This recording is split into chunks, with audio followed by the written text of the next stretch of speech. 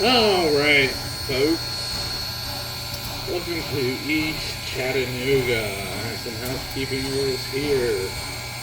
Do not go beyond the end of that last post there. And 2, if your feet are across the yellow line, please take a foot back. Alright, welcome to East Chattanooga, and we've literally reached the end of the line. As you can see, there's a thing called Missionary Ridge in our way, so we can't go any further. So we're going to turn our almost 200-ton locomotive on our 80-ton turntable. Yes, I did say 80-ton turntable. So we're going to spin close to 300 tons. And right now, my trainman, flagman, Justin. Everybody say hi, Justin. Hello, passengers. Justin will feel like he's the strongest man in the world. Because with the push of just not 2 fingers, but 1 finger. Hold up that finger. 1 finger. He is going to turn 280 tons of locomotive and turntable. Everybody give him a round of applause for that, because we don't want to see him to hurt himself. We kind of make joke of that because our 1916 turntable here, built in Pennsylvania for the Central Georgia Railway, was actually known as an Armstrong turntable, meaning it was powered by man. You would have large wooden poles on either end of the turntable and 4 people to turn the locomotive. And this was accomplished because at the time, the turntable was like a giant teeter-totter. There's a giant 6-foot diameter ball bearing in the center of the turntable, and you could perfectly balance the locomotive on it.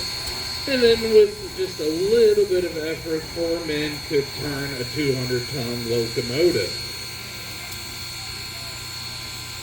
So now we're going to bring on our 630, our Southern 280 consolidated locomotive. Our turntable was donated to us eventually by the Southern Railway in the late 70s, and then we would restore it and install it here. Restoration will finish on the turntable in 1982, and we've been turning locomotive, passenger equipment, and freight equipment, and maintenance away equipment as needed. So we're going to pull the locomotive on, and if you notice carefully, the one end of the table pulls down, and then when Frank gets the engine over here to the other end, it will drop down.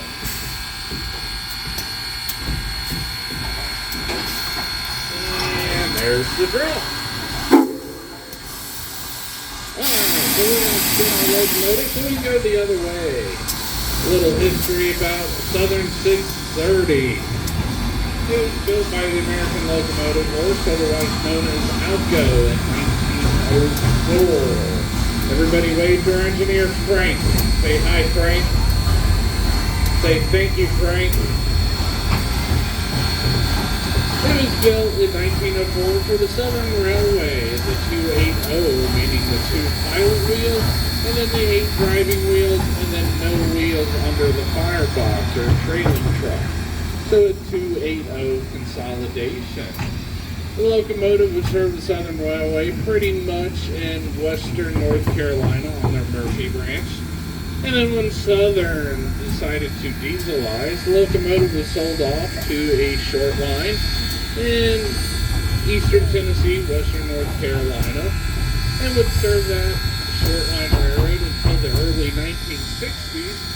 With a twist of irony, Southern Railway would actually trade for Southern 630 to come back to be part of their Southern Steam program.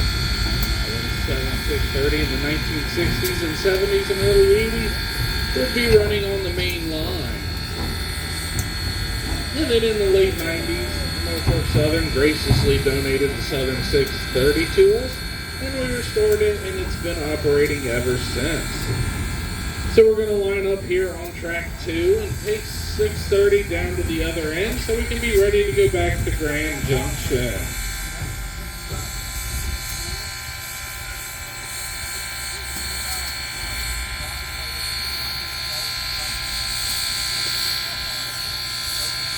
And there we go, Justin has 630 lined up.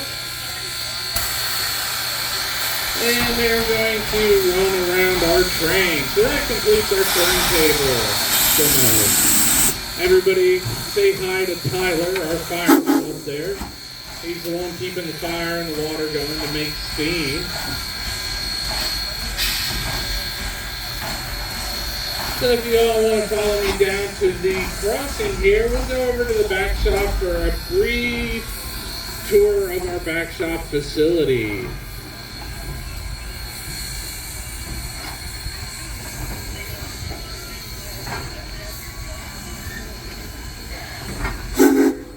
We're going to let 630 clear up the pedestrian crossing, then we're going to walk over to the back shop.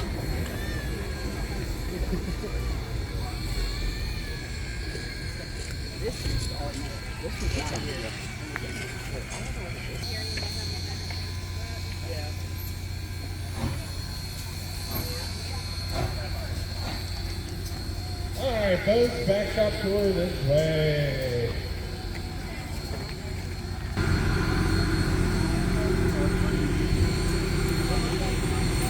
I do. It's like, oh, hello.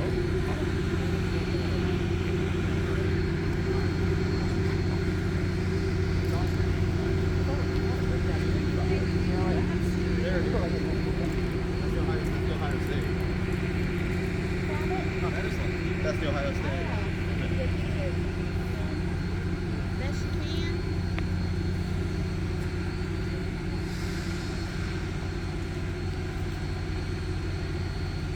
So the people looks like that are coming are here already.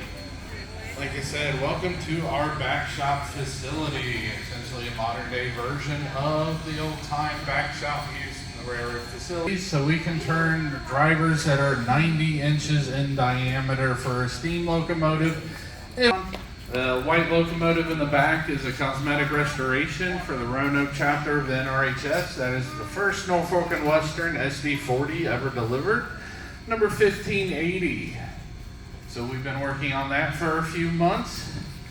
The locomotive behind me is Tag 80, a Jeep 38, built for the Tennessee, Alabama, and Georgia Railroad. That was the only railroad in Chattanooga that actually 4501 have both been through the shop for their complete rebuilds and overhauls. So when you look at it, you pretty much can do it all. Anybody